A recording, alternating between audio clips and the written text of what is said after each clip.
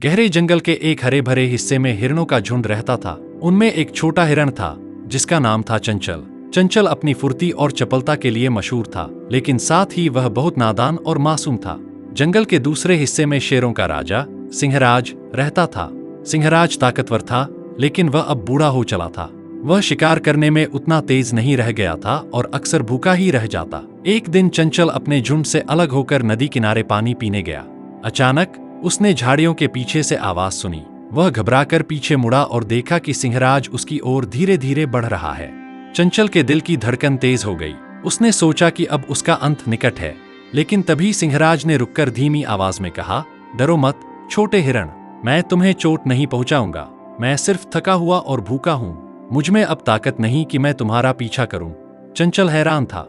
उसने शेर को ध्यान से देखा। सिंहराज की आंखों में कोई क्रूरता नहीं थी, बल्कि थकावट और दर्द झलक रहा था। चंचल के मन में दया उमड़ पड़ी।